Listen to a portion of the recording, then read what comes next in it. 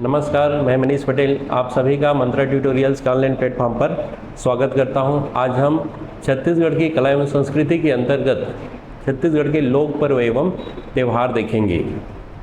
हम छत्तीसगढ़ की कला संस्कृति का सामान्य परिचय जब देखे थे, उस समय छत्तीसगढ़ की कला एवं संस्कृति को हम 5 भागों में डिवाइड किए थे और उसके अंतर्गत क्या क्या टॉपिक पढ़ेंगे हम देखे थे। एक मोटे तौर पे देखते हैं कि क्या क्या टॉपिक हम छत्तीसगढ़ की कला एवं संस्कृति के अंतर्गत पढ़ेंगे।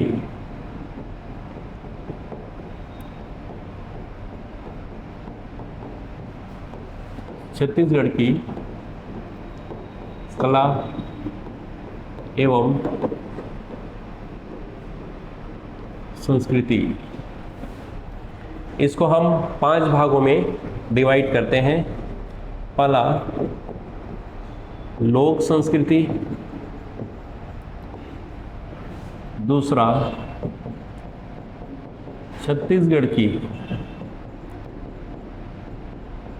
जनजातियां,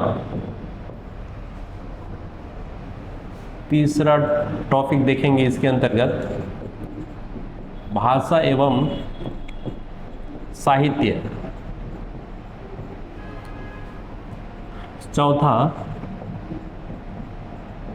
शासन की सांस्कृतिक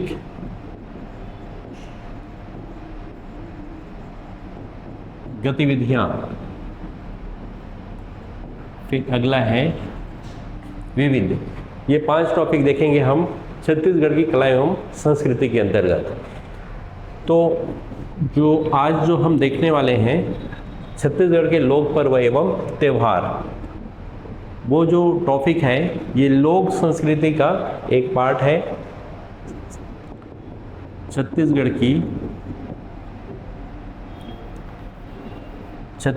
के पर्व एवं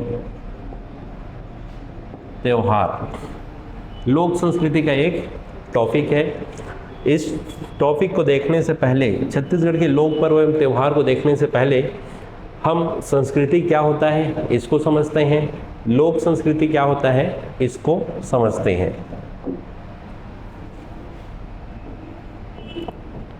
लोक संस्कृति, पहले हम संस्कृति देखते हैं। संस्कृति शब्द का अर्थ समझते हैं। संस्कृति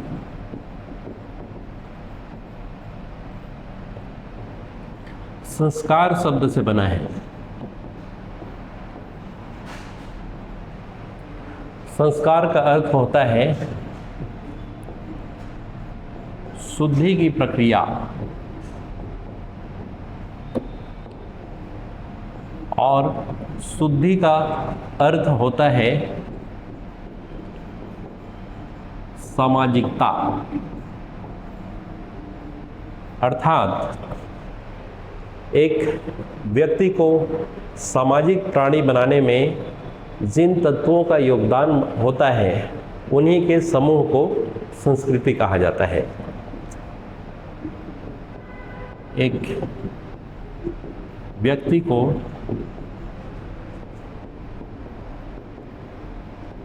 सामाजिक प्राणी बनाने में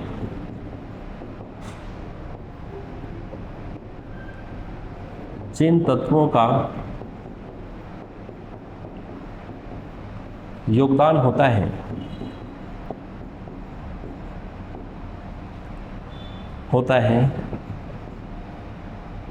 उनके समुच्चय को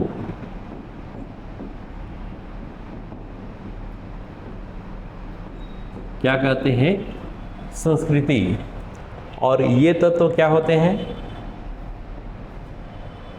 विश्वास, मूल्य,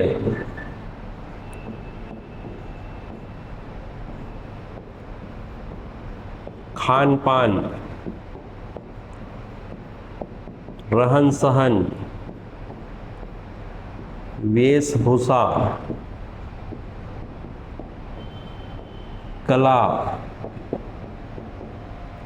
साहित्य इत्यादि, ये जो तत्व हैं इनके समूह या समुच्चय को ही संस्कृति का नाम दिया जाता है। तो क्या है, संस्कृति संस्कार शब्द से बना है। संस्कार का अर्थ होता है शुद्धि की प्रक्रिया, शुद्धि का अभिप्राय है, शुद्धि से अभिप्राय है सामाजिकता। सामाजिकता अर्थात एक व्यक्ति को सामाजिक प्राणी बनाने में जिन तत्वों का योगदान होता है उनके समुच्चय को संस्कृति कहते हैं। और ये तत्व कौन कौन से हैं? विश्वास, मूल्य, खान पान, रहन सहन, वेशभूषा, कला, साहित्य इत्यादि तत्व इसके अंतर्गत आते हैं, संस्कृति के अंतर्गत। संस्कृति मानव की आदिकाल से आज तक की संचित निधि है।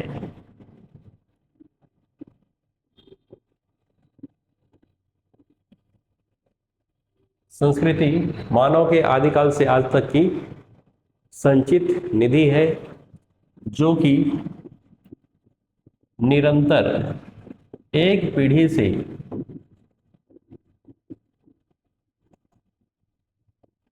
दूसरी पीढ़ी में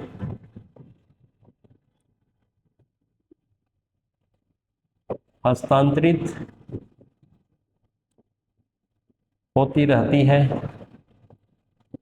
हस्तांतरित होती रहती है एक पीढ़ी से दूसरी पीढ़ी में, और भविष्य में भी इसकी यही प्रक्रिया चलती रहेगी। ये जो हस्तांतरण है इसकी प्रक्रिया जो है निरंतर चलती रहेगी। भविष्य में भी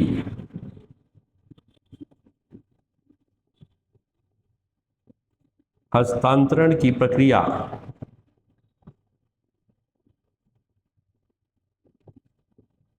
निरंतर चलती रहेगी। प्रत्येक समाज की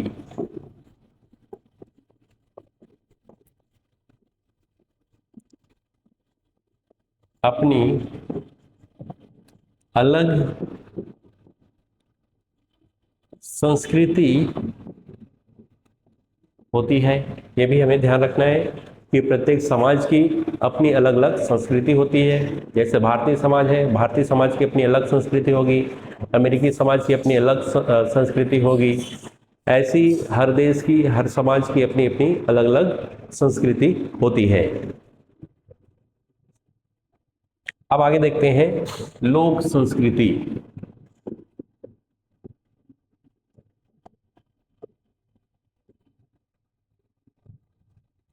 लोक संस्कृति क्या है? किसी क्षेत्र विशेष में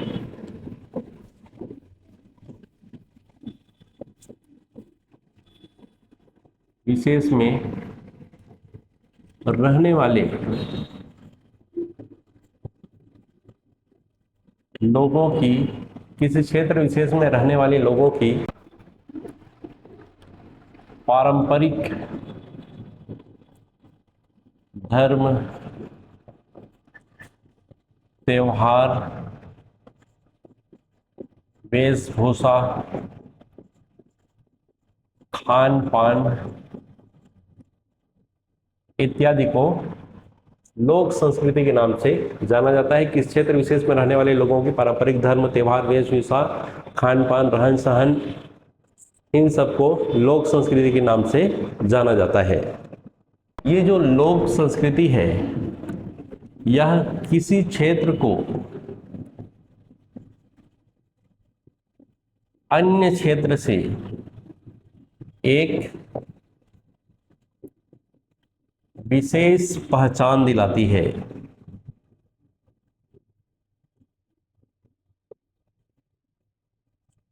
यह भी हमें ध्यान रखना है। किसी क्षेत्र विशेष में रहने वाले लोगों की पारंपरिक धर्म, त्योहार, वेशभूषा, खान पान, रहन सहन इत्यादि क्या बोलते हैं? हम लोक संस्कृति बोलते हैं।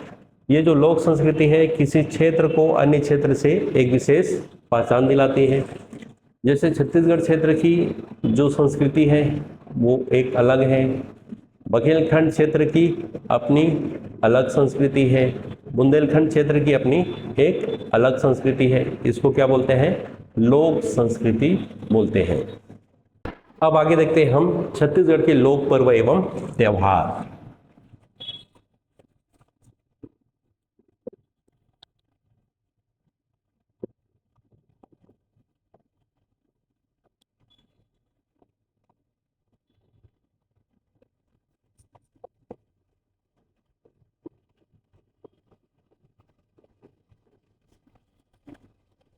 छत्तीसगढ़ के लोक पर्व एवं त्योहार। छत्तीसगढ़ की संस्कृति लोक पर्वों की दृष्टि से संपन्न है। यहाँ वर्ष भर कोई न कोई लोक पर्व का आयोजन होता रहता है,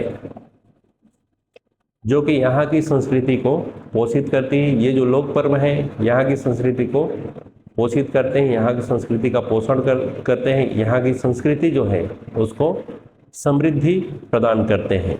छत्तीसगढ़ में जो वर्ष भर जो होने वाले जो लोक पर्व एवं त्यौहार हैं, इनको एक एक करके हम देखेंगे। उससे पहले हम हिंदी महीनों के नाम जानते हैं। हिंदी महीनों के नाम जानना आवश्यक है यहाँ पर, तभी हम लोक पर्वों को याद कर पाएंगे कौन सा लोक पर्व कब होता है।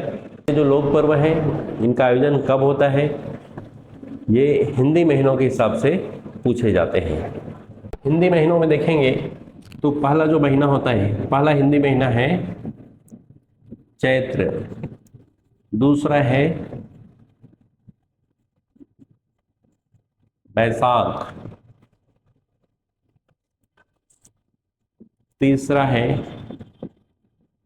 ज्येष्ठ, चौथा हिंदी महीना है आषाढ़, पांचवा है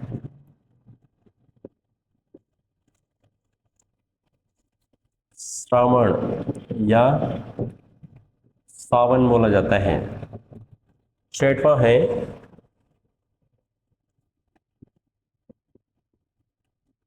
भाद्रपद या भादों,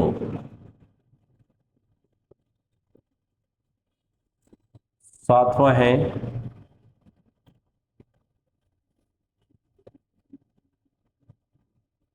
अश्विन या क्वार, आठवां है कार्तिक, नौवां है मार्गशीर्ष या इसको अगहन बोलते हैं, दसवां है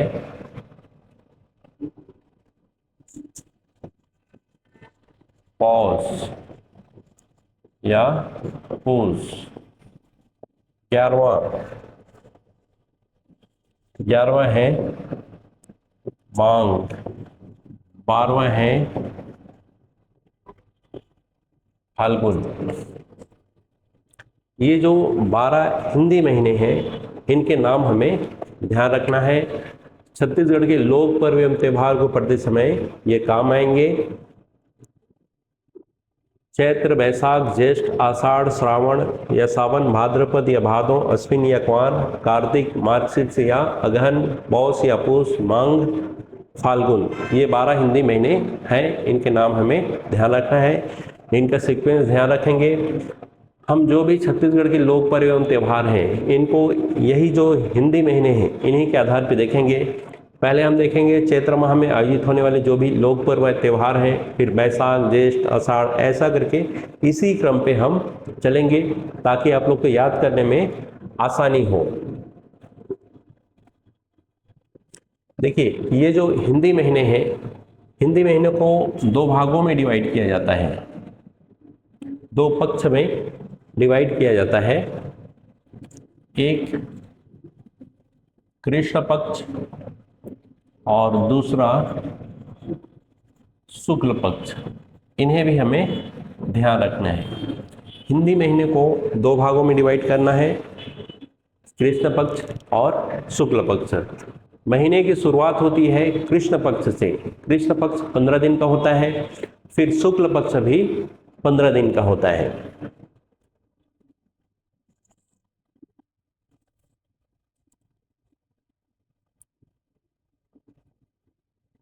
हिंदी महीने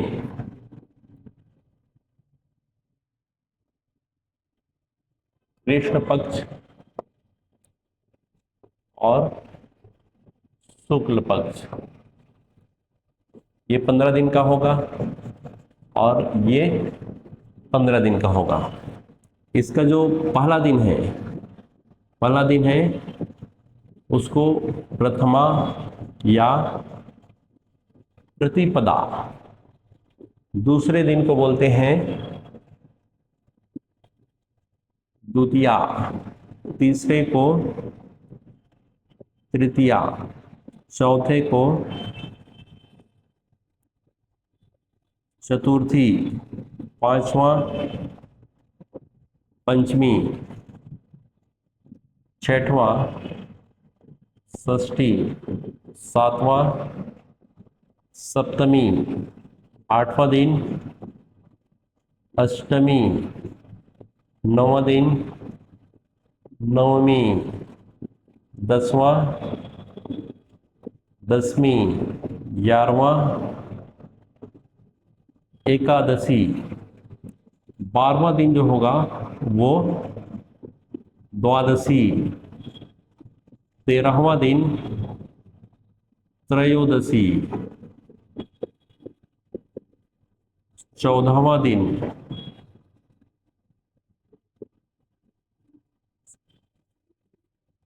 त्रयोदशी या तेरस,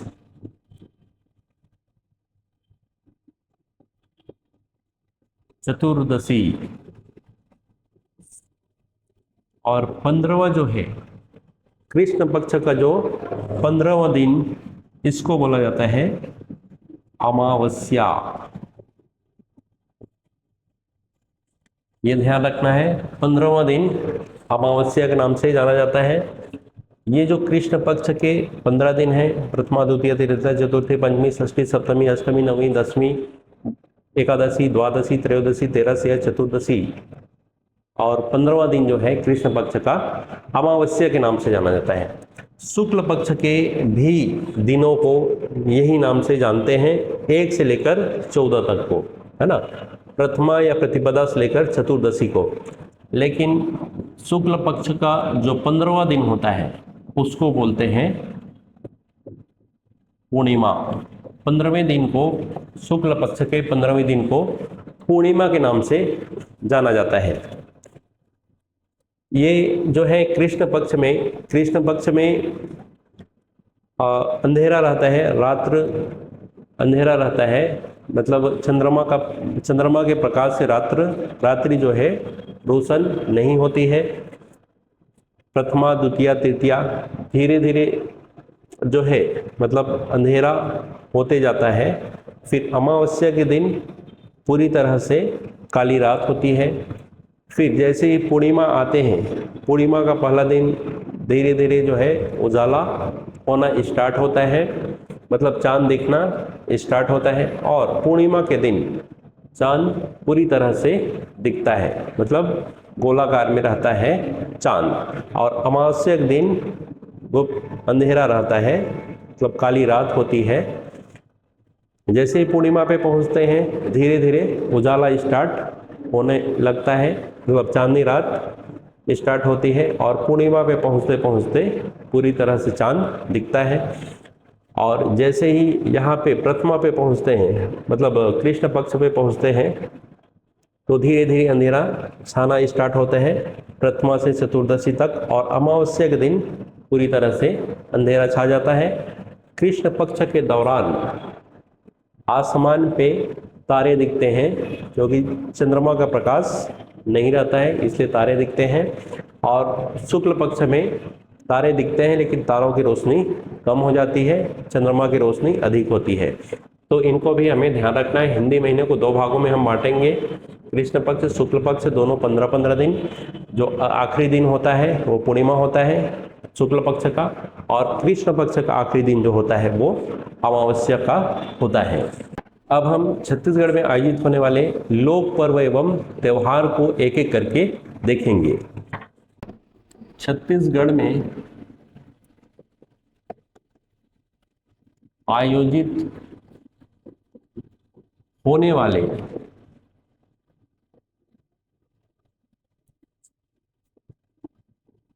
प्रमुख लोक पर्व एवं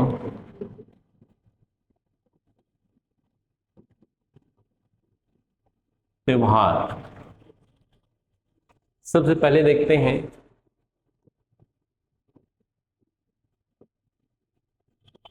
चैत्र नवरात्रि। चैत्र नवरात्रि, इससे स्टार्ट करते हैं हम। ये जो पर्व है चैत्र नवरात्र, ये चैत्र माह के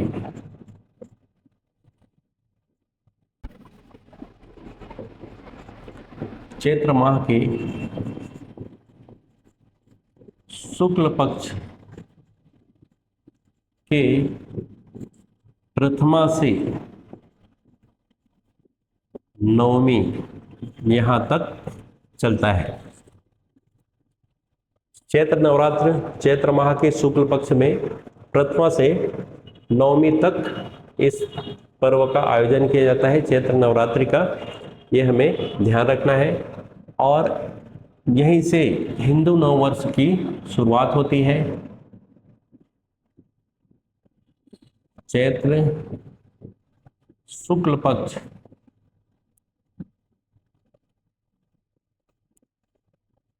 प्रथमा या प्रतिपदा से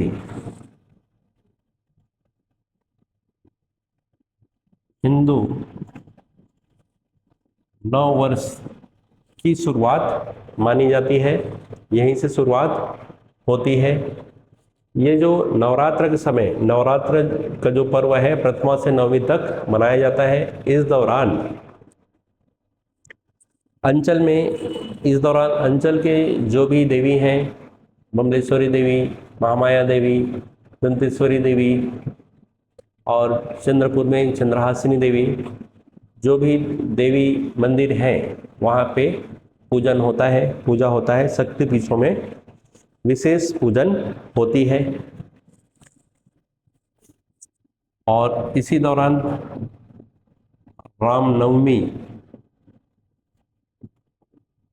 रामनवमी का पर्व भी मनाया जाता है।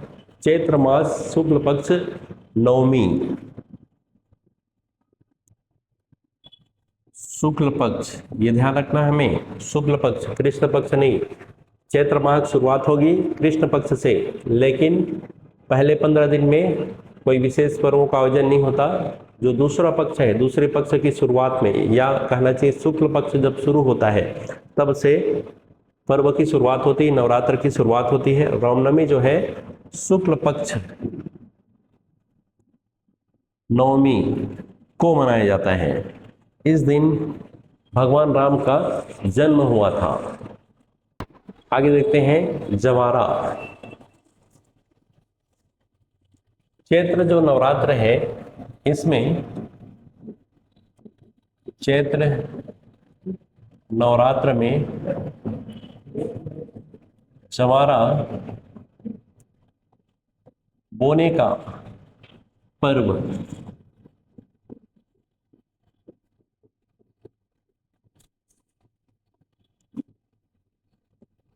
मनाया जाता है। चैत्र नवरात्र में जवारा बोने का पर्व मनाया जाता है।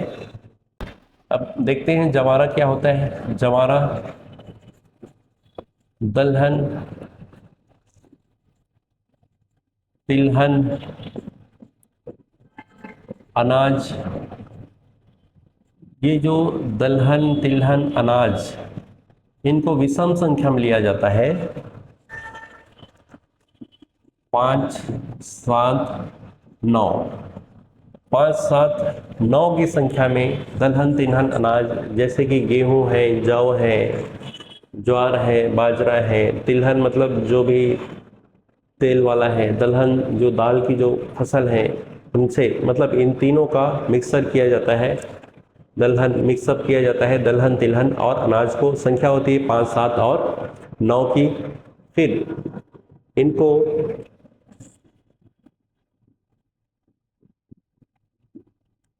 क्यारी या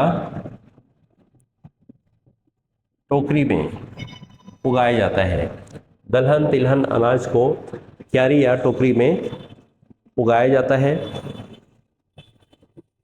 मतलब टोकरी में, क्यारी या टोकरी में मिट्टी भरा जाता है, मिट्टी में इनको डाला जाता है। संख्या होती है 5, 7 और 9 की। और फिर पौधे उगाए जाते हैं। ये जो जवारा है ये पहले दिन बोया जाता है और 9वें दिन जवारा को विसर्जित किया जाता है।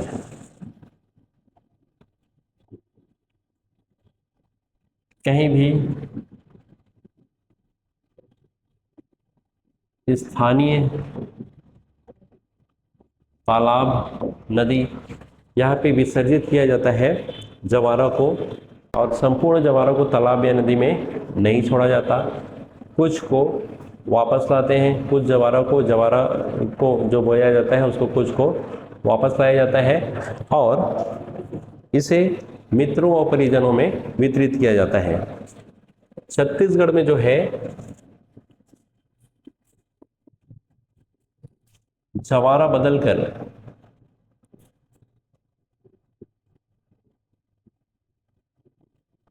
मित्र बनाने की परंपरा है। छत्तीसगढ़ में जवारा बदलकर मित्र बनाने की परंपरा है। तो जवारा जो है चैत्र नवरात्र में भी बोया जाता है। आगे हम देखेंगे अश्विन नवरात्र जो होगा वहाँ पे भी जवारा बोया जाएगा। तो पहला पर्व है चैत्र नवरात्र। ये शुक्ल पक्ष प्रथमा से नवमी तक चलता है। चैत्र शुक्ल पक्ष प्रथमा को हिंदू नववर्ष की शुरुआत मानी जाती है और रामनवमी चैत्र शुक्ल पक्ष नवमी के दिन भगवान राम का जन्म हुआ था, तो राम जन्मोत्सव के रूप में हमारे यहाँ मनाया जाता है। राम जी को छत्तीसगढ़ का भांजा माना जाता है। राम की माता कौशल्या छत्तीसगढ़ की थी, ऐसा माना जाता है। फिर जवारा, चैत्र नवरात्र के दौरान जवारा बोने का परंपरा है, जवारा बोने का पर्व मनाया जाता है। जवारा क्या है? जो भी क्यारी या टोकरी में मिट्टी डाल के दलहन तिलहन और अनाज की जो वैरायटी होती है उनको 5, 7, 9 की संख्या में जो उगाया जाता है उसी को क्या बोलते हैं हम? जवारा बोया जाता है। जवारा माना जाता है, बोला जाता है। और ये जो जवारा है पहले दिन बोया जाता है, फिर 9वें दिन जवारा को स्थानीय तालाब नदी में विसर्जित किया जाता है। जवारा जो है संपूर्ण जो बोया गया है, जो पौधे हैं उनको विसर्जित नहीं किया जाता है, कुछ को वापस लेके आते हैं टोकरी में और इन्हें अपने मित्र परिजन इनमें बांटा जाता है। और जवारा बदलकर मित्र बनाने की परंपरा हमारे छत्तीसगढ़ में है। चैत्र नवरात्र के बाद अगला पर्व देखते हैं पुत्र पुत्री या अक्ति। दूसरा पर्व है जो छत्तीसगढ़ अंचल में मनाया जाता है, पुत्रा पुत्री या अक्ति। ये जो पर्व है वैशाख शुक्ल पक्ष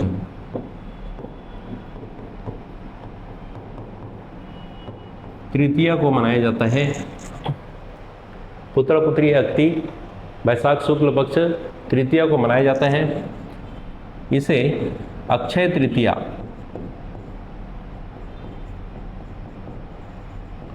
या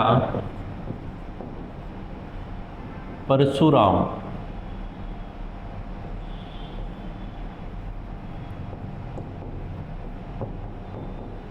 जयंती के रूप में, अक्षय तृतीया या परशुराम जयंती के रूप में भी इसे मनाते हैं। इस दिन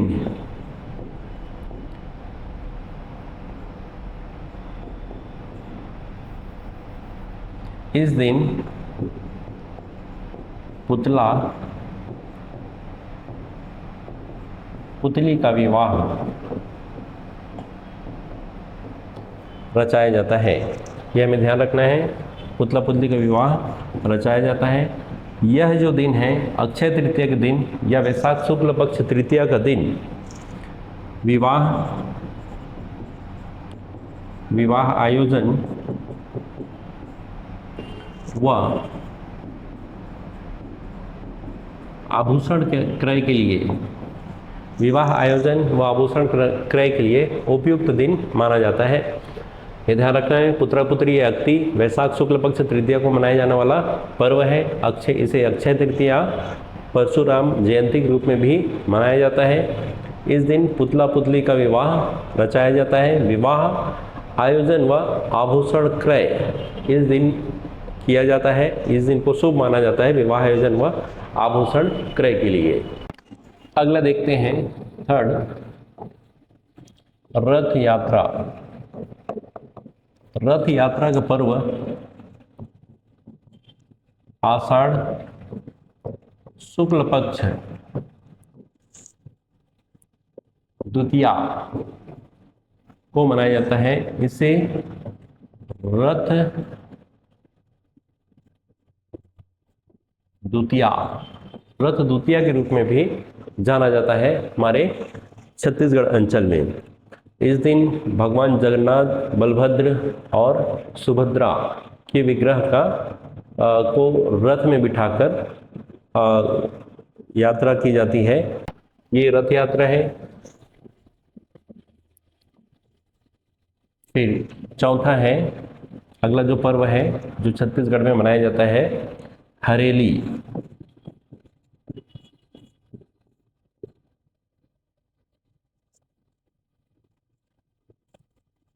रथ यात्रा के दिन ही भगवान जो जगन्नाथ हैं, बलभद्र हैं, सुभद्रा हैं, अपने मौसी के घर जाते हैं। हरेली का जो पर्व है यह छत्तीसगढ़ अंचल में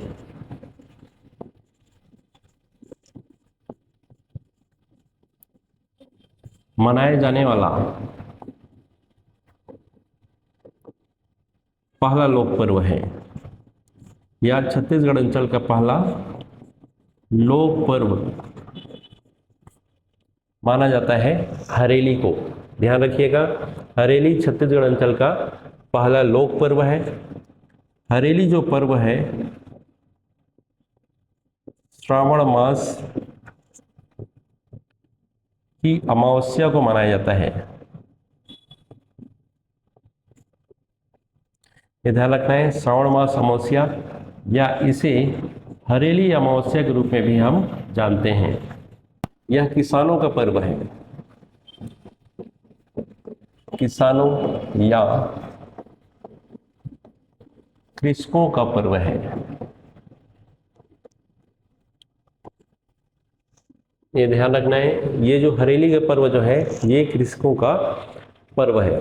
छत्तीसगढ़ अंचल में जो भी लोक पर्व मनाए जाते हैं वो मुख्य रूप से ग्रामीण अंचल से संबंधित है।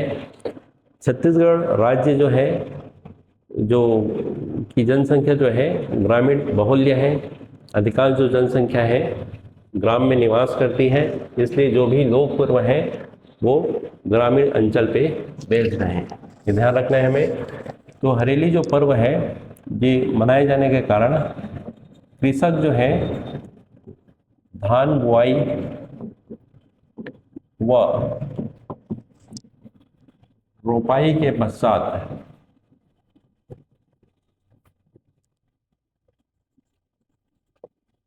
कृषि उपकरणों की पूजा करते हैं। ये जो हरेली के दिन जो है इस दिन तक किसान जो है लगभग धान बुआई और रोपाई का कार्य संपन्न कर चुका होता है, इसलिए जो भी कृषक उपकरण हैं उनकी इस दिन पूजा की जाती है और कृषक उपकरणों को जो कृषि उपकरण हैं उनको धन्यवाद ज्ञापित किया जाता है कि आपने हमारे धान बुआई रोपाई का कार्य सफलतापूर्वक संपन्न कराया। ये जो पर्व है हरेली के दिन जो है गेड़ी भी चढ़ते हैं, इसलिए इसे गेड़ी पर्व के रूप में भी मनाया जाता है। गेड़ी चढ़ते हैं बच्चे, युवा, बुजुर्ग सभी इस दिन गेड़ी चढ़ते हैं, इसलिए इसे इस दिन को गेड़ी पर्व के रूप में भी हम मनाते हैं, ये ध्यान रखना है। और इस दिन जो है नारियल फेंक व नींबू फेंक प्रतियोगिता का भी आयोजन किया जाता है। नारियल फेंक, नींबू फेंक प्रतियोगिता का भी आयोजन करते हैं गांव में। और हरेली अमावस्या का जो दिन है, तंत्र साधना व जादू टोना के लिए, तंत्र साधना व जादू टोना के लिए उपयुक्त माना जाता है। हरेली अमावस्या के दिन तंत्र साधना व जादू टोना के लिए उपयुक्त माना जाता है। अमावस्या का दिन, प्रत्येक मास की जो अमावस्या है, अमावस्या के दिन को तंत्र साधना के लिए उपयुक्त मानते हैं। जो भी जादू टोना, काला जादू वाले लोग होते हैं वो इस दिन साधना करते हैं, खासकर रात में। और हरेली अमावस्या के दिन राउत जाति के लोग, राउत जाति के लोग नीम की टहनियाँ लोगों के घरों में बांधते हैं। और लोहार जाति के लोग लोहे की पाती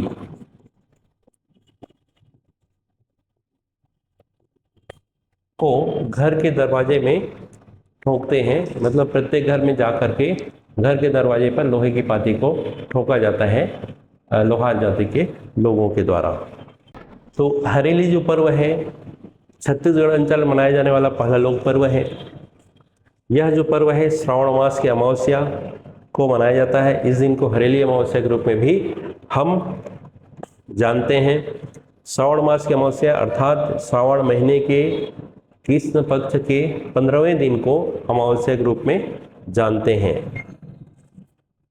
ये पूछा जाता है हरेली पर्व कब मनाया जाता है, छत्तीसगढ़ का प्रथम लोक पर्व कौन सा है, ये हमें ध्यान रखना है। ये किसानों या कृषकों का पर्व है। धान बुआई रोपाई के पश्चात कृषि उपकरणों की पूजा करके कृषक जो है धन्यवाद ज्ञापित करते हैं। ये गेड़ी पर्व है, गेड़ी पर्व के रूप में भी मनाया जाता है। लोग गेड़ी चढ़ते हैं। नारियल फेंक व नींबू फेंक प्रतियोगिता का भी इस दिन आयोजन किया जाता है। तंत्र साधना व जादू टोना के लिए यह दिन उपयुक्त माना जाता है। राउत जाति के लोग नीम की टहनियों को घरों में जाकर बांधते हैं। लोहार जाति के लोग लोहे की पाती को घरों में जाकर प्रत्येक घर के दरवाजे पे जाकर ठोकते हैं। इसके बाद जो अगला जो पर्व है नाग पंचमी, चौथा है नाग पंचमी। नाग पंचमी का जो पर्व है यह श्रावण मास के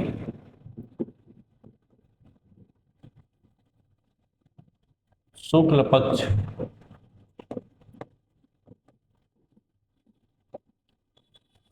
पंचमी को मनाया जाता है। श्रावण मास के शुक्ल पक्ष पंचमी को नाग पंचमी का पर्व मनाया जाता है। इस दिन सांपों की पूजा की जाती है, ये ध्यान रखिएगा, सांपों की पूजा की जाती है इस दिन। और इस दिन जो है कुश्ती प्रतियोगिता का आयोजन किया जाता है। कुश्ती प्रतियोगिता का आयोजन भी किया जाता है नाग पंचमी के दिन, ये हमें ध्यान रखना है।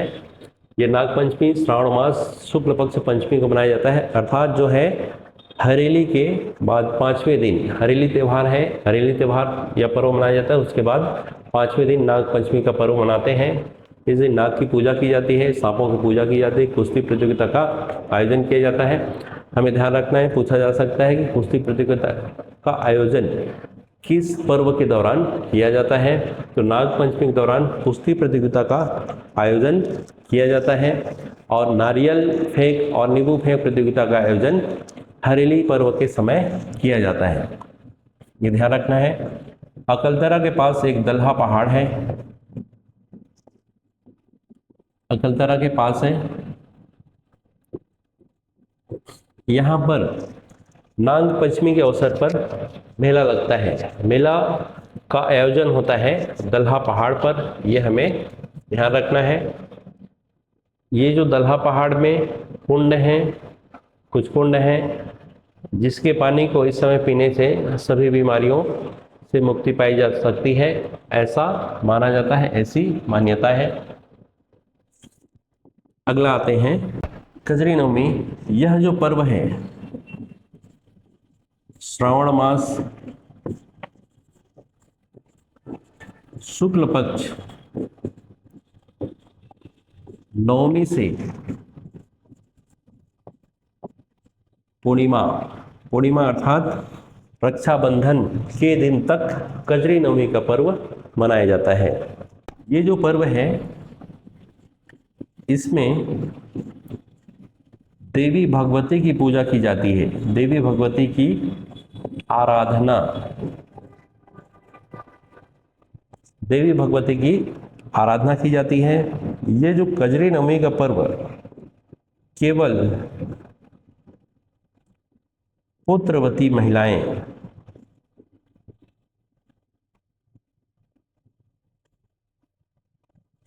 केवल पुत्रवती महिलाएं ही कजरी नवमी का पर्व मनाती हैं, ये चीज भी हमें ध्यान रखना है। और ये जो पर्व है ये भी कृषकों से संबंधित है, कृषकों से संबंधित। यहाँ जो भी लोक पर्व मनाए जाते हैं अधिकतर कृषकों से संबंधित है, इसलिए जब फसल खरीफ फसल स्टार्ट होती है उसी समय से लोक पर्व भी स्टार्ट होते हैं। इसमें जो है कजरी नवमी के पर्व में अच्छी फसल की कामना की जाती है, ये ध्यान रखना है हमें।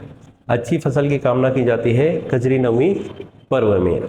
श्रावण मास शुक्ल पक्ष नवमी से पूर्णिमा तक कजरी नवमी का पर्व मनाया जाता है। देवी भगवती की आराधना की जाती है। इस दौरान केवल पुत्रवती महिलाएं ही इस पर्व को मनाती हैं, कृषकों से संबंधित है। अच्छी फसल की कामना के लिए यह पर्व मनाया जाता है।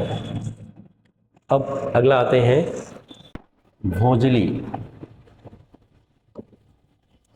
ये जो पर्व है श्रावण मास पूर्णिमा या कहना चाहिए रक्षाबंधन, रक्षाबंधन के अगले दिन अर्थात भाद्र मास कृष्ण पक्ष प्रतिपदा को भोजली का पर्व मनाया जाता है। और इसके लिए जो है लगभग सप्ताह भर पूर्व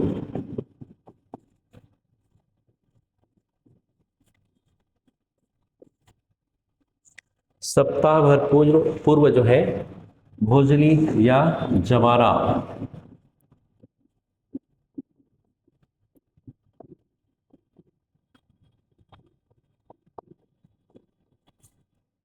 सप्ताह भर पूर्व या कहना चाहिए रक्षाबंधन के पहले भोजली बोया जाता है। और भाद्र मास कृष्ण पक्ष प्रतिपदा या कहना चाहिए रक्षाबंधन के अगले दिन भोजली का विसर्जन किया जाता है। भोजली का विसर्जन करते हैं और जो भी स्थानीय तालाब है वहाँ पे भोजली का विसर्जन किया जाता है, ये ध्यान रखना है। और भोजली का विसर्जन किया जाता है तो संपूर्ण भोजली का विसर्जन नहीं किया जाता, कुछ को वापस लाया जाता है और अपने मित्र और परिजनों में उसे बांटा जाता है। इस दौरान छत्तीसगढ़ में मित्र बनाने की परंपरा है, मित्र बनाने की परंपरा है।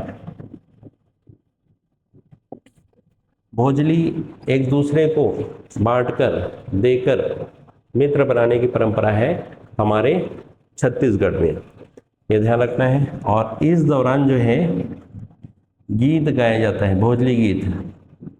भोजली गीत है ओ देवी गंगा लहर तुरंगा, ओ देवी गंगा लहर तुरंगा, ये भोजली गीत गाया जाता है। ये जो पर्व है भोजली पर्व, ये भी कृषकों से संबंधित है। यह जो पर्व है अच्छी फसल व अच्छी वर्षा, अच्छी फसल व अच्छी वर्षा की कामना से यह पर्व मनाया जाता है। छत्तीसगढ़ अंचल में अगला मनाया जाने वाला महत्वपूर्ण पर्व है हल षष्ठी। अब तक हम 7 पर्व देख चुके हैं जो छत्तीसगढ़ अंचल में मनाया जाता है।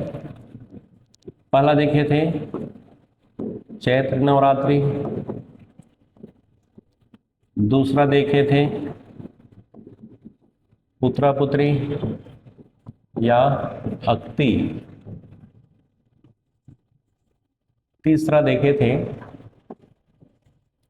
रथ यात्रा, चौथा देखे थे हम हरेली, पांचवा देखे थे हम नाग पंचमी, छठवां देखे थे कजरी नवमी, सातवां देखे थे भोजली पर्व। ये 7 देख चुके हैं। अब 8वां देखेंगे हल षष्ठी।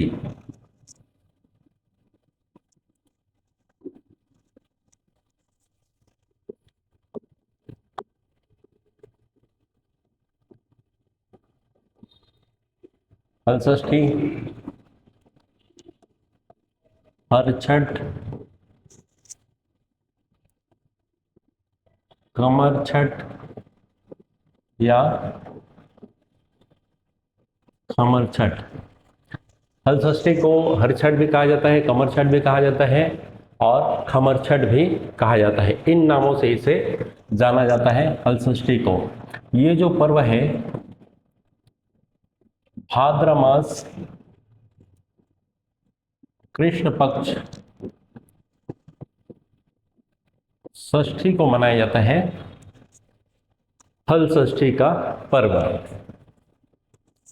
इस दिन भाद्र मास कृष्ण पक्ष षष्ठी को कृष्ण के बड़े भाई बलराम का जन्म हुआ था, इसलिए इस दिन को हल षष्ठी या हर छठ, कमर छठ, खमर छठ के रूप में मनाया जाता है। इस दिन महिलाएं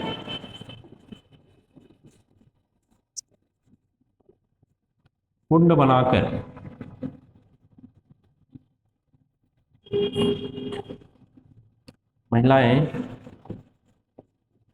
भूमि में कुंड बनाकर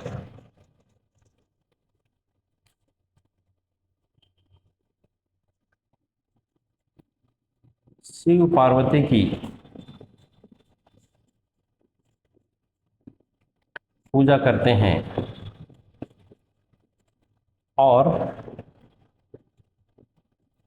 अपने पुत्र की लंबी आयु की कामना करते हैं। ये जो हल षष्ठी है, इस दिन महिलाएं अपने पुत्र की लंबी आयु की कामना करती हैं और व्रत रखती हैं।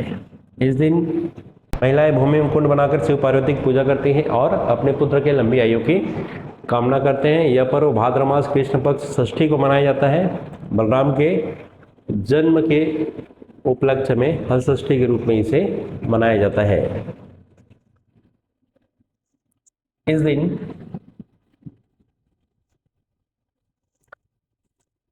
हल षष्ठी के दिन या भाद्र मास कृष्ण पक्ष षष्ठी के दिन हल से जुती हुई और गाय से प्राप्त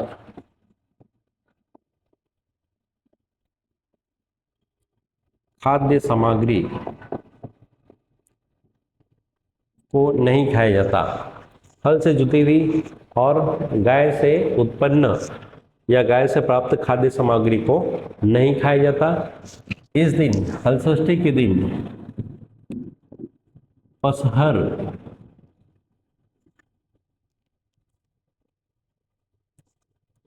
हल षष्ठी के दिन पसहर चावल, महुआ,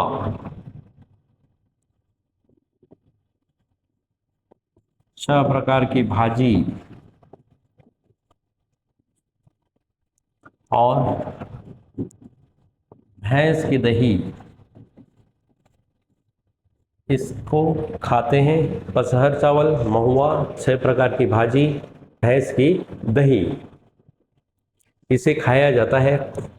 पसहर चावल अर्थात ऐसा चावल जिसको बोने से पूर्व खेत की जुताई नहीं की जाती, मतलब बिना जुते हुए खेत पे जो चावल की बुआई की जाती है, धान की बुआई की जाती है, उससे उत्पन्न जो धान होता है, उससे निर्मित जो चावल है उसको पसहर चावल कहते हैं। ये ध्यान रखना है। खमर छठ हल षष्ठी इम्पॉर्टेंट है। भाद्र मास कृष्ण पक्ष षष्ठी को मनाया जाने वाला पर्व है। इस दिन बलराम का जन्म हुआ था। बलराम के जन्म होने के कारण ही हल षष्ठी के रूप में मनाया जाता है। बलराम जी का जो हथियार था, कहना चाहिए अस्त्र था, वो हल था। इस दिन जो है महिलाएं भूमि में कुंड बनाकर शिव पार्वती की पूजा करते हैं और अपने पुत्र की लंबी आयु की कामना करते हैं। इस पर्व में क्या करते हैं ये ध्यान रखिएगा। हल षष्ठी के दिन जो माताएं हैं अपने पुत्र की लंबी आयु की के लिए पूजा करते हैं।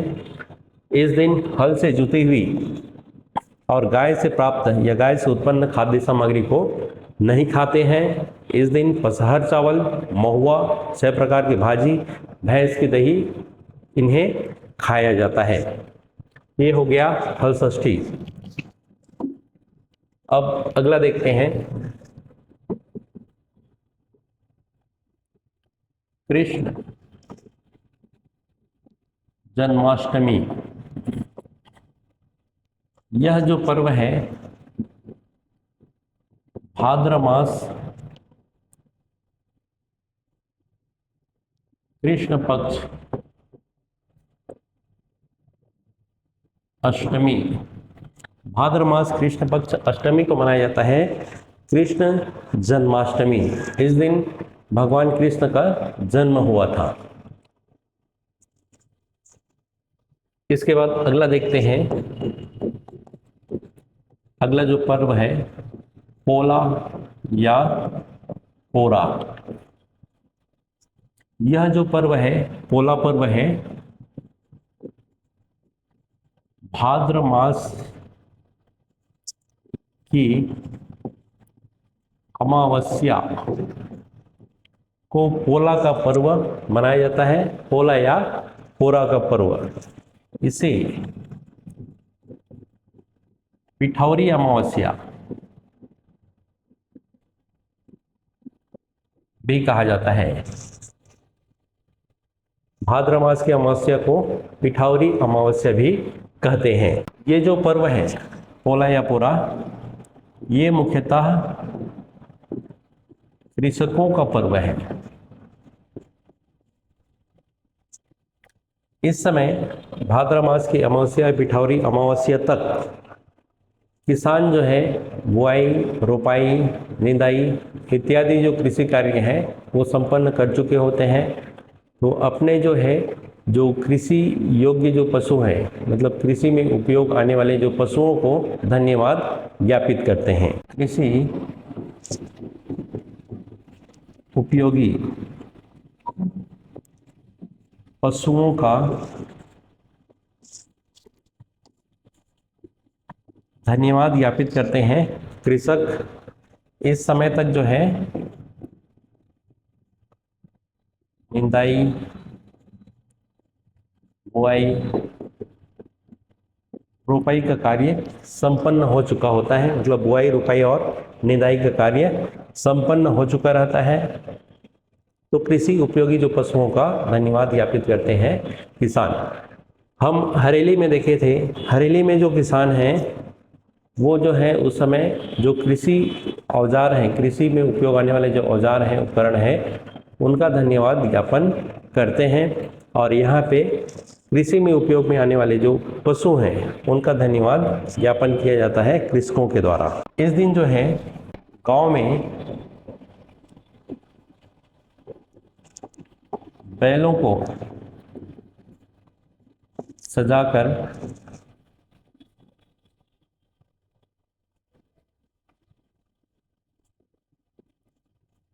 बैल दौड़ प्रतियोगिता, बैल दौड़ प्रतियोगिता का आयोजन किया जाता है इस दिन भाद्र मास की अमावस्या के दिन। और इसी दिन बच्चे मिट्टी के बैल से खेलते हैं। ये ध्यान रखना है, बच्चे जो है मिट्टी के बैल से खेलते हैं। इस दिन भाद्र मास के अमावस्या के दिन घरों में ठेठरी, खुरमी,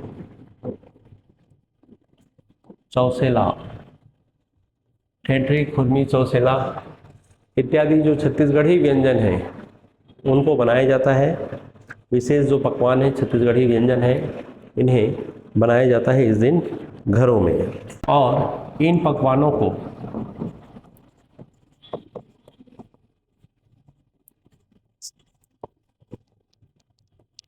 मिट्टी के बर्तनों या जो पोला या पोरा कहना चाहिए, मिट्टी के बर्तनों में भरते हैं। इन पकवानों को जो ठेठरी, खुरमी, चौसेला बनाया जाता है, इसको मिट्टी के बर्तनों में, छोटे छोटे जो मिट्टी के बर्तन होते हैं उसमें भरते हैं ताकि बर्तन हमेशा अन्न से भरा रहे। मान्यता है कि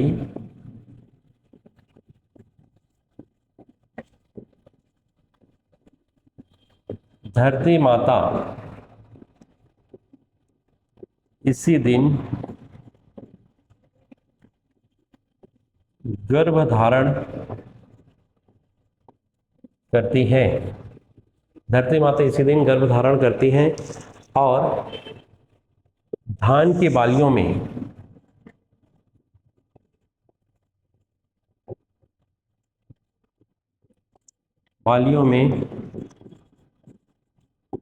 दूध भरती है। ऐसी मान्यता है कि धरती माता इसी दिन गर्भ धारण करती हैं और धान की बालियों में दूध भरती हैं। ये पोला त्यौहार काफ़ी इम्पोर्टेंट है एग्जाम की दृष्टि से, ध्यान रखिएगा। ये भाद्र मास की अमावस्या, जिसे पिठौरी अमावस्या के रूप में जाना जाता है, उस दिन मनाया जाता है। ये कृषकों का पर्व है। इस दिन जो है बुआई, रोपाई, निदाई का कार्य संपन्न करने के पश्चात जो किसान हैं अपने कृषि उपयोगी पशुओं का धन्यवाद ज्ञापन करते हैं। और गांव में इस दिन बैलों को सजाकर बैल दौड़ प्रतियोगिता का आयोजन किया जाता है और छोटे बच्चे जो है मिट्टी के बर्तनों से, मिट्टी के बने जो बैल हैं उससे खेलते हैं।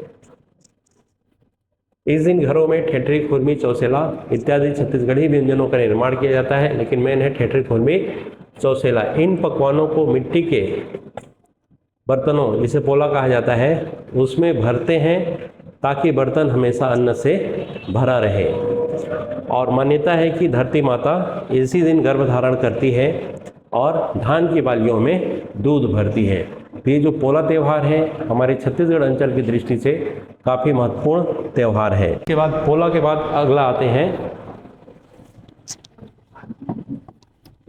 11वां है तीज या तीजा। तीजा हमारे छत्तीसगढ़ अंचल में दो प्रकार के मनाए जाते हैं। एक है अरवा तीज, दूसरा है हरतालिका।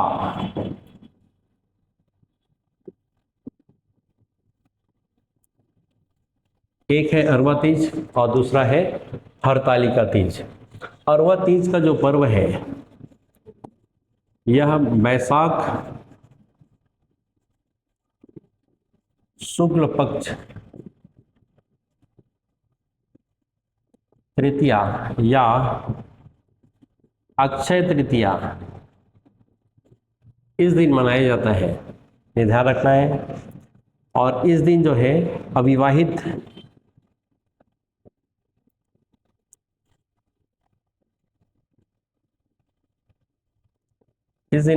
लड़कियां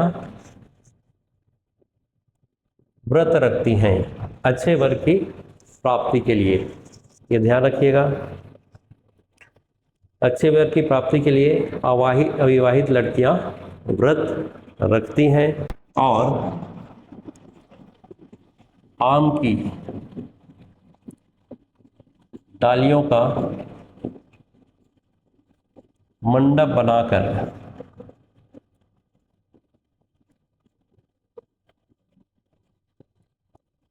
पूजन करती हैं। ध्यान रखिएगा, तीज या तीजा हमारे अंचल में दो प्रकार से मनाया जाता है, एक अरवा तीज और एक हरतालिका तीज। अरवा तीज बैसाख शुक्ल पक्ष तृतीया या अक्षय तृतीया दिन मनाया जाता है। इस दिन अविवाहित लड़कियां जो हैं व्रत रखती हैं, अच्छे वर की प्राप्ति के लिए, योग्य वर की प्राप्ति के लिए व्रत रखती हैं और आम की डालियों का मंडप बनाकर पूजा करती हैं। ये अविवाहित लड़कियां रखती हैं इस दिन व्रत, अरवा तीज के दिन। और ये जो पर्व है हरतालिका तीज, यह गणेश चतुर्थी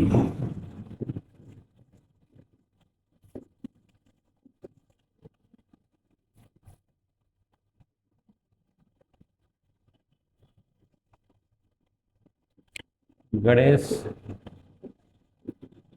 चतुर्थी के एक दिन पहले, हरतालिका तीज गणेश चतुर्थी के एक दिन पहले मनाया जाता है। भाद्र शुक्ल पक्ष तृतीया को हरतालिका तीज गणेश चतुर्थी के एक दिन पहले भाद्र शुक्ल पक्ष तृतीया को मनाया जाता है। इस दिन विवाहित स्त्रियां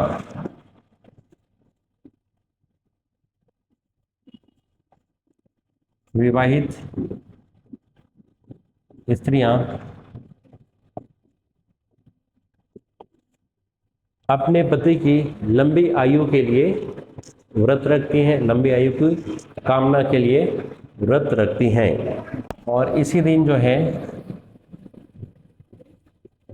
शिव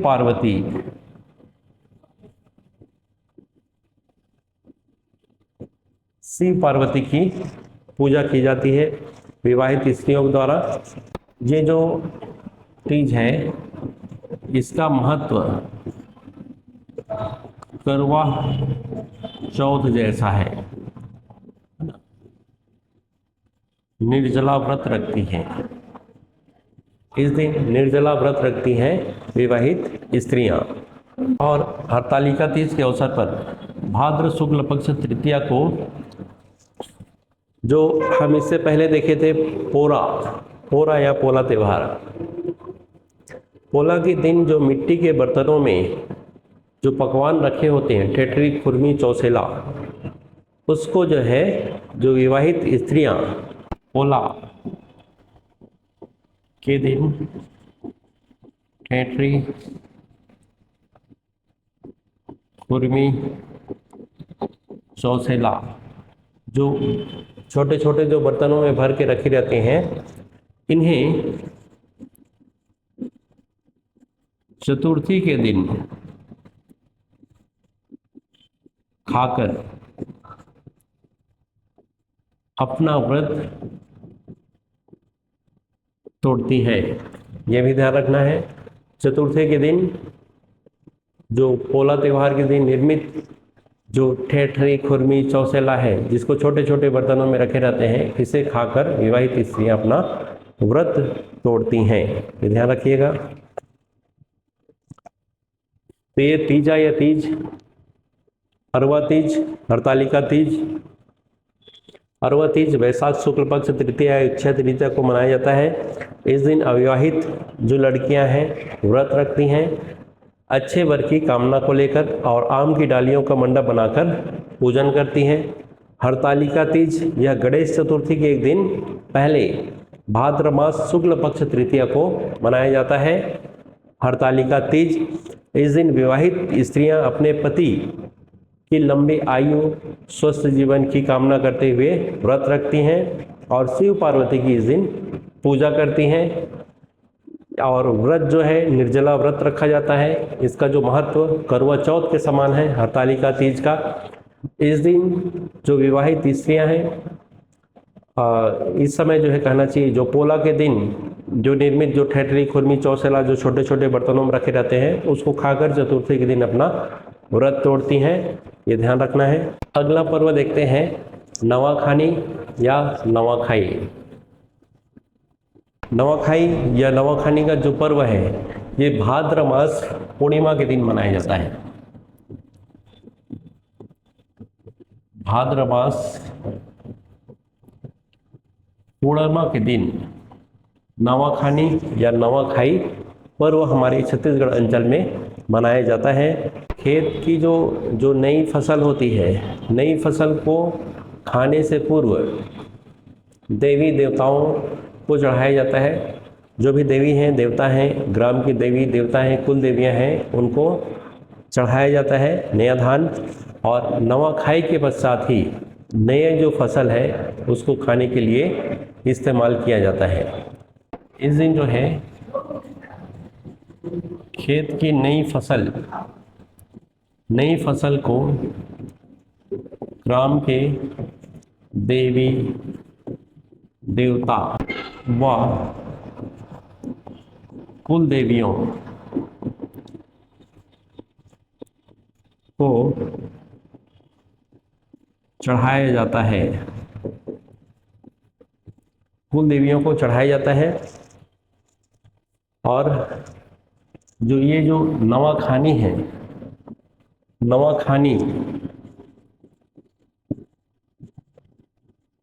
के पश्चात ही नई फसल का उपयोग किया जाता है। नवाखानी के पूर्व नई फसल का प्रयोग नहीं किया जाता है। ये ध्यान रखना है। ये जो पर्व है नवाखाई या नवाखानी भाद्र मास पूर्णिमा के दिन मनाया जाता है। खेत की नई फसल को इस दिन ग्राम की देवी देवता कुल देवियों को चढ़ाया जाता है। फिर उसके पश्चात नई फसल का उपयोग किया जाता है। ये नवाखानी का पर्व है। नवाखानी के पश्चात अगला है बेटा जुतिया। यह पर्व अश्विन या क्वार मास के कृष्ण पक्ष अष्टमी, बेटा जुतिया का जो पर्व है अश्विन या क्वार मास के कृष्ण पक्ष की अष्टमी को मनाया जाता है। बेटा जुतिया का पर्व, यह जो पर्व है, यह पर्व संतान की लंबी आयु की कामना को लेकर मनाया जाता है। इस दिन जो स्त्रियां हैं अपने पुत्र या पुत्री के, या कहना चाहिए जो संतान है, संतान की लंबी आयु कामना के लिए ये पर्व मनाते हैं। इस व्रत को रखती हैं स्त्रियां, बेटा जुतिया, ये ध्यान रखिएगा। अब अगला है अश्विन या क्वार नवरात्र। क्वार जो नवरात्र का जो पर्व है, यह क्वार शुक्ल पक्ष प्रथमा से नवमी, वार शुक्ल पक्ष प्रथमा से नवमी तक मनाया जाता है। इस समय जो है, जो छत्तीसगढ़ अंचल की जो देवियां हैं, बमलेश्वरी देवी, चंद्रहासिनी देवी, महामाया देवी, दंतेश्वरी देवी इत्यादि शक्ति पीठों में पूजा की जाती है। साथ ही साथ माँ दुर्गा की प्रतिमाएं स्थापित कर पूजा भी की जाती हैं। जगह जगह पे माँ दुर्गा के पंडाल स्थापित किए जाते हैं और पूजा अर्चना की जाती है। चैत्र नवरात्र की तरह इस समय भी जवारा बोने की परंपरा है। चैत्र नवरात्र में जो जवारा बोया जाता है, उसी प्रकार इस समय भी जवारा बोने की परंपरा है। और फिर जो विजयादशमी का पर्व भी मनाया जाता है। यह जो पर्व है, दशमी के दिन, अश्विन जो शुक्ल पक्ष दशमी के दिन भगवान राम के द्वारा रावण पर विजय के उपलक्ष्य में विजयादशमी का पर्व मनाया जाता है। ये ध्यान रखिएगा। ते अश्विन या क्वार नवरात्र क्वार माह में शुक्ल पक्ष प्रथमा से नवमी तक मनाया जाता है। फिर विजयादशमी भगवान राम के द्वारा रावण के विजय के उपलक्ष्य में मनाया जाता है। इसी दौरान ये जो जवारा भी बोया जाता है, प्रथमा के दिन बोते हैं और नवमी के दिन विसर्जन किया जाता है जवारा का। ये ध्यान रखिएगा। ये छत्तीसगढ़ के जो लोग पर्व त्यौहार हैं, यहाँ से प्रश्न हर एग्जाम में लगभग एक आध प्रश्न पूछे जाते हैं, इन्हें हमें ध्यान रखना है। अगला जो पर्व है वो देखते हैं, शरद पूर्णिमा।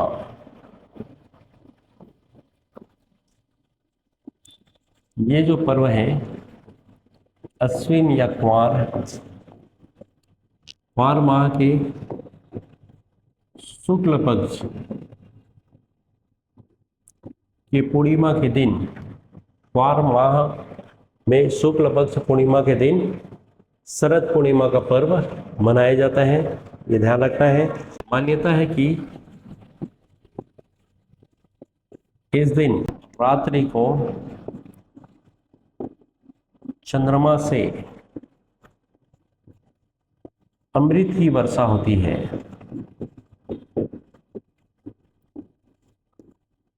इस दिन माना जाता है कि चंद्रमा से अमृत की वर्षा होती है, इसलिए रात को खुले में खीर बनाकर या अन्य व्यंजन बनाकर रखा जाता है, ताकि चंद्रमा की रोशनी से उनमें अमृत का समावेश हो जाए। शरद पूर्णिमा के बाद अगला जो पर्व है, जो छत्तीसगढ़ अंचल मनाया जाता है, गौरा गौरी पूजा या शिव पार्वती विवाह। गौरा गौरी पूजा या शिव पार्वती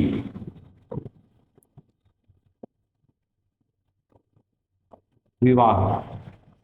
ये जो गौरा गौरी पूजा पारंपरिक रूप से गोंड जनजाति के द्वारा किया जाता है। यह जो पर्व है दीपावली की रात को मनाया जाता है।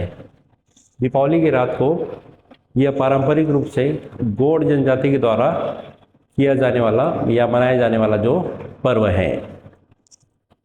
ये जो पर्व है गौरा गौरी पूजा, यह मुख्य रूप से शिव पार्वती विवाह से संबंधित है। शिव पार्वती विवाह किया जाता है इस दिन।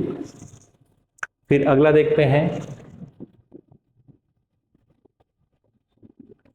गोवर्धन पूजा। गोवर्धन पूजा दीपावली के दूसरे दिन, या कहना चाहिए कार्तिक शुक्ल प्रतिपदा को गोवर्धन पूजा का पर्व या त्यौहार जो है मनाया जाता है। हमारे छत्तीसगढ़ अंचल में यह जो पर्व है गोधन की समृद्धि की कामना,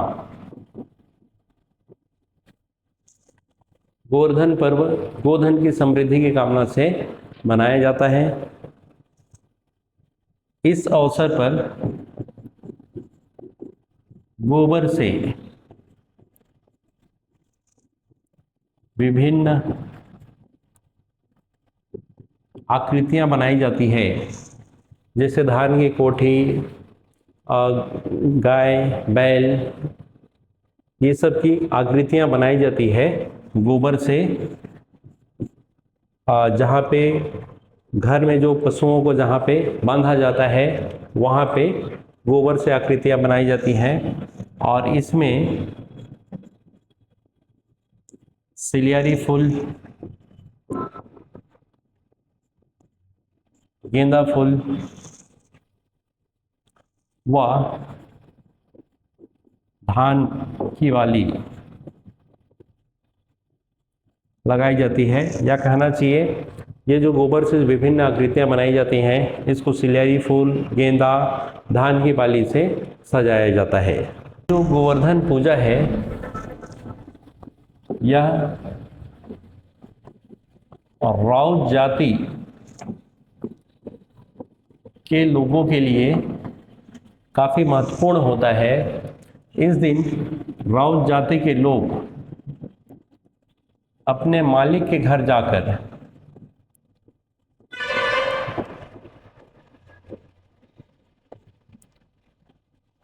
अपने मालिक के घर जाते हैं और गाय को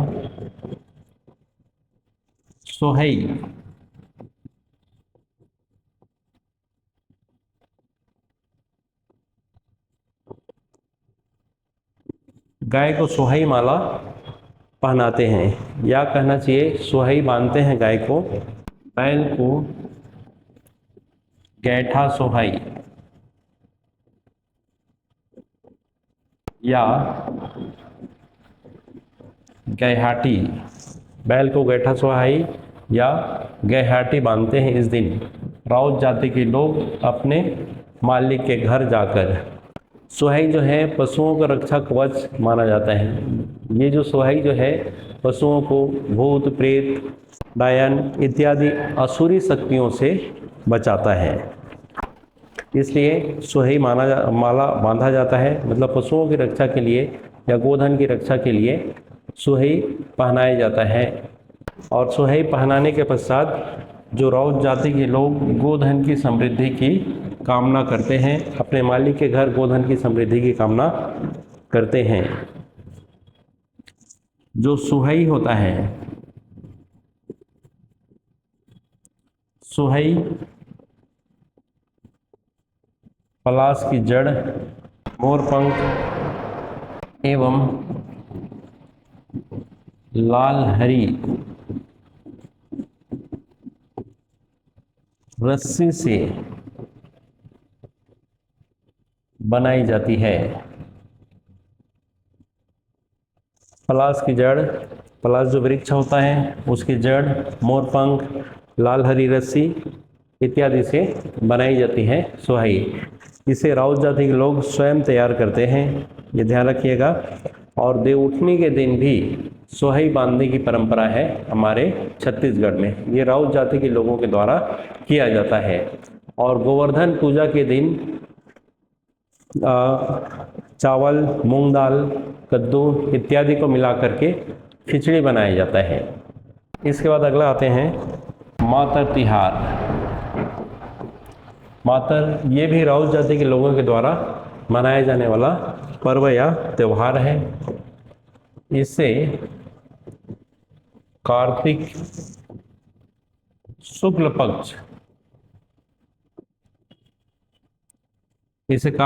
पक्ष द्वितीय को मनाया जाता है, अर्थात गोवर्धन पूजा के अगले दिन मातर तिहार मनाया जाता है।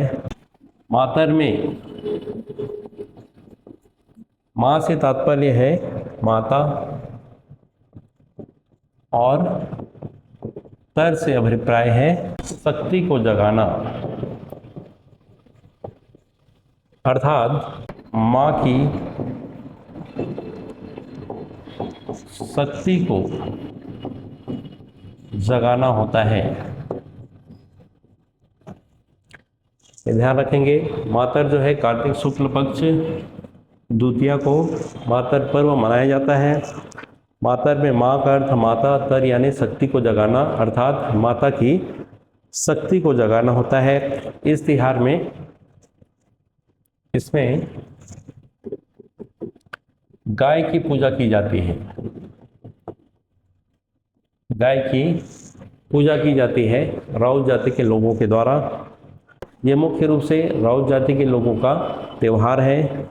इस दिन, या कहना चाहिए कार्तिक शुक्ल पक्ष द्वितीया को, गोवंश को दरिहान में ले जाया जाता है इस दिन। और लकड़ी से निर्मित खुड़हर देव, साहड़ देव, ये राउत जाति के लोगों के देवता हैं, इनकी पूजा की जाती है।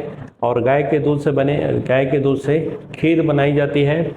और रात भर सभी लोग जागते हैं, दोहे पढ़े जाते हैं और नाचते हैं। ये रात भर यह उत्सव मनाया जाता है, मातर उत्सव, मातर तिहार, जिसमें गाय की पूजा होती है। कार्तिक शुक्ल पक्ष द्वितीया को यह पर्व मनाया जाता है गोवर्धन पूजा के अगले दिन। मातर का अर्थ होता है माँ, मातर में माँ का अर्थ होता है माता, तर मतलब शक्ति को जगाना, अर्थात माँ की शक्ति को जगाना होता है। गोवंश को दरिहान, गोठान में ले जाया जाता है और लकड़ी से निर्मित कुहड़ देव, साहड़ा देव की पूजा की जाती है। गाय के दूध से खीर बनाई जाती है और रात भर लोग जागते हैं, दोहे पढ़ते हैं और मातर उत्सव मनाते हैं। अगला आते हैं छत्तीसगढ़ में मनाए जाने वाला जो पर्व है आंवला नवमी। आंवला नवमी जो है कार्तिक शुक्ल पक्ष नवमी को मनाया जाने वाला पर्व है आंवला नवमी। इस दिन आंवला वृक्ष की पूजा, आंवला वृक्ष की पूजा होती है और इसके नीचे बैठकर भोजन करते हैं। ये आंवला नवमी का पर्व होता है। कार्तिक शुक्ल पक्ष नवमी को मनाया जाता है आंवला नवमी पर्व। आंवला वृक्ष की पूजा होती है और इस दिन आंवला के पेड़ के नीचे बैठकर, आंवला वृक्ष के नीचे बैठकर भोजन करते हैं। आंवला वृक्ष के नीचे खाना बनता है, फिर भोजन किया जाता है। अगला जो पर्व है वो है देवउठनी एकादशी। देवउठनी एकादशी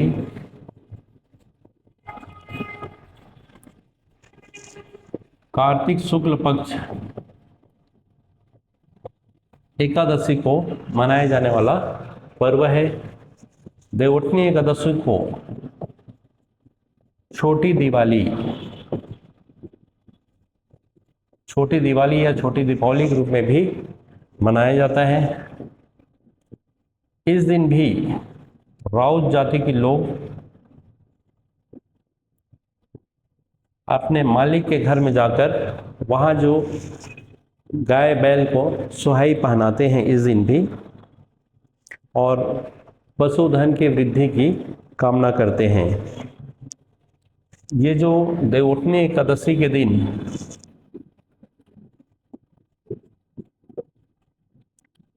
गन्ने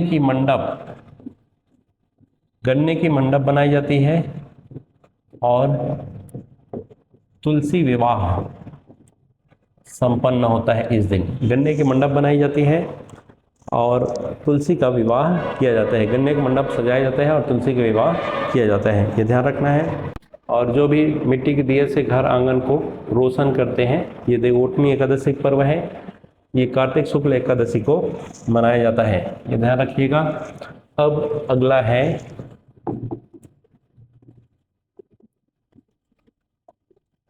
छेरछेरा।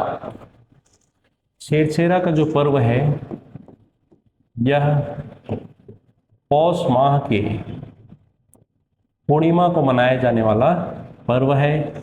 यह नई उपज के घर आने का पर्व है। इस दिन बच्चे बड़े एक दूसरे के घर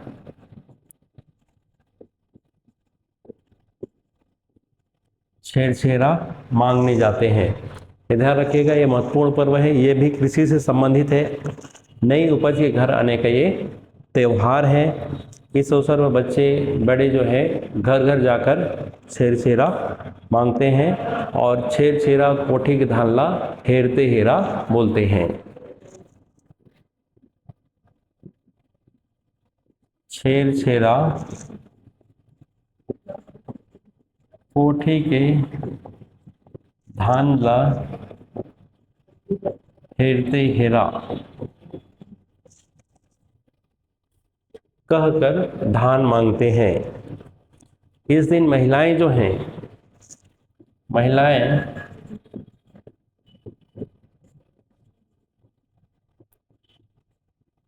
सुवा नृत्य करती हैं। इस दिन महिलाएं जो हैं सुवा नृत्य करती हैं छेरछेरा के दिन।